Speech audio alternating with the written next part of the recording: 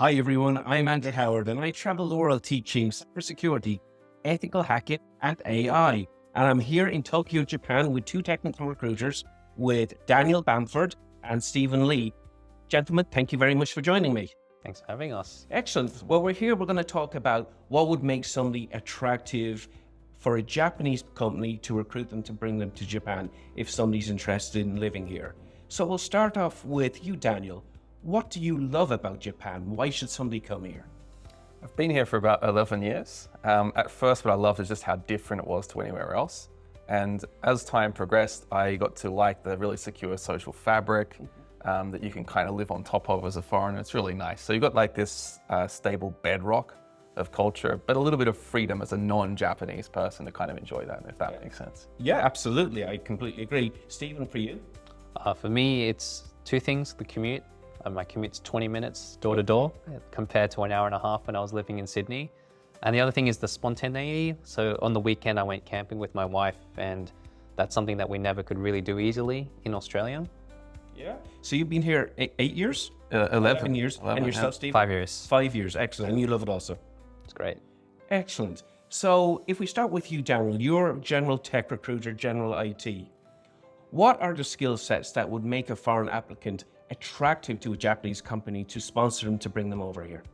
Sure. I think there's a few different categories and archetypes that we'd look for, a broad spectrum. There is one really strong theme to all of it, and that's having a very strong technical skill set that doesn't exist here or doesn't exist in enough numbers to satisfy the demand. Some key examples would be like high-level senior machine learning, data science, software engineering, again, similar high level. There's a lot of growth in cybersecurity as well. So basically any really high-level technical skill set, individual contributor, where we don't have that supply for the demand here locally. Excellent. You also mentioned a little bit earlier Kubernetes is highly in demand, and a little bit of cloud. Yeah, so I think most of the companies that are building things at scale that would want to bring people from overseas, those kind of things really help them to achieve that scalability in a more reliable way. So yeah, the Kubernetes experience, particularly like CKA, CKAD style profiles, much more attractive if they've got a lot of industry experience as well to back it up, if that makes sense. Yeah, absolutely. That's great information. Now, for you, Stephen, you're in cybersecurity like myself. The same question to you. What are the skill sets or certifications that employers are absolutely looking for that would make them attractive to an applicant to take that risk to bring them over to Japan? So 100% agree with Dan in terms of they're looking for technical skills which cannot be found in the local population. To throw out one stat there is, we all know that Japan has an aging population, but did you know that over the last 30 years, the working age population has declined by 16%. So they have fewer and fewer people available to work.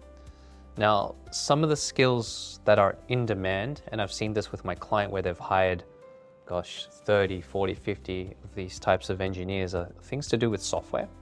So people who had a software engineering background and they said, hey, I want to do application security.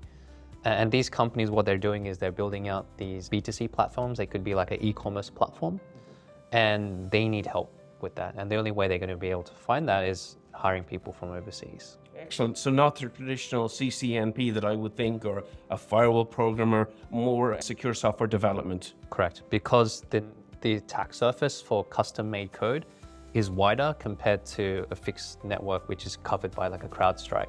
Okay, awesome. Yeah. So secure DevOps, and then the skill sets for things like CCNP, firewall configuration, Palo Alto, all that kind of stuff. That skill set is already in Japan. Correct. Excellent. Already exists. So you have Japanese people who speak English who can do that role. Okay, that's good to know. Daniel, what other things, soft skills, would make somebody attractive for an employer in Japan to bring them over? It's sort of hard to pinpoint exact soft skills specific for Japan, but let me outline like a few sort of characteristics that we see tend towards success.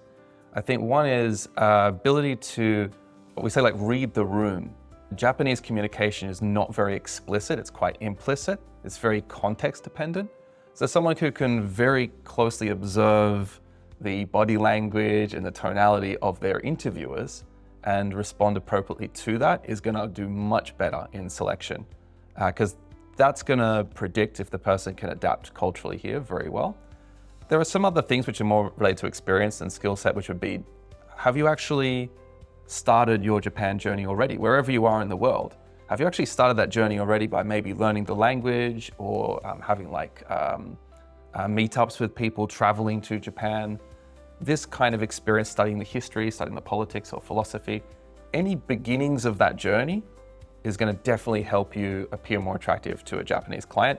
But I will hedge this a little bit and say, if you've got the technical skills as Steve mentions, there's a lot of stuff that they'll forgive if you're like super in demand. But again, if you want to be like the best level candidate, the most attractive, have all those things, but also add on top of it the ability to read a room and have already started your Japan journey in some tangible way before you start the application process. That's excellent advice. Things I hear all over the world. Maybe you've traveled to Japan previously, been here before, understand the culture a little bit. But as you say, learning about the philosophy and how people behave and interact with each other are absolutely key. Very, very, very good advice. Excellent. So Stephen, what are the other soft skills that might make somebody attractive to a Japanese company? So there's a story where one of my candidates, he did extremely well in the interview. So typical, very technical, very, very technical cybersecurity professional. What clients really appreciated and liked about him was that he was able to explain security. So he was able to explain security in a very simple way that even I could understand. So number one, it was the technical. Number two was the communication. Number three, he also knew how to explain cyber to the business. So not just talk about the technical things, but understand like, what is the impact? So, you know, if you're saying things like, hey, this is risky because there's 10,000 vulnerabilities, you'll say, actually, this could lead to a multi-million-dollar loss as per this other case study we've seen in a similar example.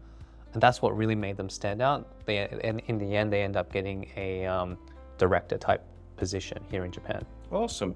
How about language? It's important to understand the language or culture. I get this question all the time. People ask me like, how much time should I be devoted to getting N1 Japanese, which is very high, the highest level of proficiency you can gain in the test.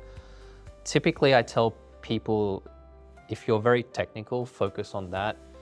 Do study the language to a certain point where it doesn't become a hindrance. So study until you get to something like N3, so you can have conversations with people, you can build rapport and trust. Even saying a few words in Japanese to show that, hey, I've made an effort to learn about your culture goes a long way with people, a long way. It also helps you understand the way that they think. I'll give you an example. Japanese people say something like 3:30. You're like, why are they saying 3:30? Because in their language, it's called sanji han. So the direct translation is 3:30 instead of 3:30. Okay. So if you understand that, you understand how they think as well. And how about, your general attitude? Should you be brash or should you be soft? What is more appropriate in Japan? Definitely on the softer side, listening, asking questions. A common thing that I think people from outside of Japan overlook is that if someone is nodding their head in Japan, and I've had this happen to me before, it doesn't mean that they agree with you. And that can trip up a lot of people.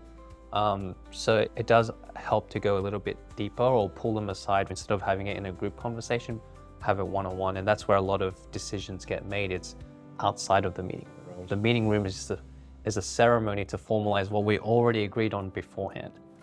Very good. So being able to read the room, very important. Absolutely. So Daniel, back to you. You've been somewhat involved in the process when a company sponsors an individual. What does that generally look like? Mm-hmm. There's a few different visa categories, and so I'll go over the main ones that would be relevant in this case. Essentially, there's highly skilled professional visa and engineering visa. Those aren't the legal names, but that's what we call them. And in the case of a highly skilled visa, you have to qualify through a point system. What's unique about that is it's the only visa type that we usually work with that's actually tied in a way to the company itself. So in all of these visa types, there's some documentation required from the company, but the HSP is the only visa type which is actually fixed to the position and company that you're getting it from. There are some benefits associated with that, but there are some drawbacks as well, that if you did change companies or something later, you actually have to reapply for a visa process. So it's basically recognizing a company, individual, and that relationship as being particularly highly valuable. And there's a point system for checking up on that. And the other type of visa is the engineering one. The requirements for that are actually very simple. Either a relevant bachelor's level degree or 10 years of equivalent professional experience, one of the two, and a job. So it's one of these two and a job. If you have these two things, you basically qualify for that visa. So it's the easiest one for us to move forward. And it's also not attached to the company itself. It actually goes to the individual. So if they change jobs in future, they could still keep the same visa. And the process for these is all very simple. The way we run it is we actually use a vendor who does the legal consulting for us and basically takes care of that process, making it very easy, very simple. But the actual process itself isn't too crazy complicated. There's a bunch of forms to fill out. You've got to have your university certificate, all these kinds of things. The company from their side have to kind of prove they're a legitimate company and can sponsor visas. Then it goes through an immigration process, notice of eligibility. You then take that notice to your local Japanese embassy. They put that into a visa into your passport. You come to Japan, you get a nice little residence card, these kinds of things. Maybe sounds complicated when I'm explaining it, but actually when you understand the steps, it's very smooth, very easy. It's actually not usually the obstacle people think it's going to be. It's actually relatively easy. I'm laughing inside here. I just wanted to get a Suica card yesterday, and even that was like, it's good, yeah. Monty Python-like amusing, the hurdle of it. So when you say, it's not complicated at all in Japan, I'm just laughing here because many things seem overly complicated in Japan, whereas other things are super easy. So interesting. And that second visa you talked about, is that generally how people come here maybe to teach English and then they pivot to another job? English teaching can actually be a different visa, and it probably should be either an instructor visa or I think there's something else which is more specific for English teaching. A lot of people will walk that path. I actually came as an English teacher. I used to work in tech before, came to Japan as an English teacher, then moved into tech recruitment. The challenge with that is you do actually have to change visas, but it's definitely a very well-trodden pathway to come on an instructor visa, change into a tech. So you can come on a teaching visa and then change to an engineer visa. You can come on a tourist visa and do the same. You can come on a dependent visa if, let's say, your husband or wife or spouse came to Japan themselves on a working visa. You could be a dependent of that person, married to a Japanese national. There's a lot of these different approaches, but broadly speaking, so long as you have a job and you have the degree and or experience, then you can get a working visa, an engineering type visa. And that process involves lots of steps, kind of complicated. But if you pay someone who does it for you, which is what we do for our candidates incidentally, it's then very easy. Excellent. If that makes sense. So going back to you, Stephen, why should somebody consider living in Japan? What's awesome? So if I pull a story of what my client told me, he said he was sick of being held at gunpoint. I won't name the country, we might be able to guess. And the safety here is just out of this world. Yeah. So I know talking to some female customers, they feel very safe walking late at night down the dark street. There's no second thought that anything could happen, and that peace of mind is definitely one of the biggest reasons people come here. I think that it's also the convenience, because it's such a distributed city, to get anywhere is probably 20, 30, 40 minutes tops. Yeah. For such a huge population city, it's easy to get around. I also love going to Osaka, and I find that a wonderful city too. People are very friendly. If I was come to live in Japan, I would consider perhaps Osaka first. Same question to you, Daniel. Why do you love Japan? One of the things I really like is you have these huge metropolises, but also outside of it, you have really easy access to some fantastic cultural sites. Japan does have a very diverse culture across its different islands and different prefectures. So for example, Okinawa and Hokkaido are hugely different types of people, types of attitudes. If you haven't been to Okinawa, but you prefer Osaka to Tokyo, you could even try, let's say, Fukuoka, which is sort of furthest west major city, or Okinawa. Okinawans are way more outgoing, outspoken, good senses of humor, hotter climate. So this kind of domestic travel is really fun in Japan. I think more fun than most of the sort of inside of country travel I've done elsewhere. Yeah, we actually have a very big client in Okinawa. I haven't been there to teach just yet, but it's probably on the radar. Excellent. Hopefully people are interested and would consider Japan. How would they get in touch with you guys? So for yourself first, please, Daniel, how would somebody get in touch with you? Best way is probably via LinkedIn. So full name Daniel Bamford, put that into LinkedIn, look for the guy in Japan. That will be me. I think Steve's a little easier to search for. So you're Daniel Bamford, Bamford. F-O-R-D, that's it. Stephen Lee, L-I. Put in Stephen Lee Cybersecurity, you'll find me on LinkedIn. Okay, awesome. Gentlemen, it's been an absolute pleasure talking to you.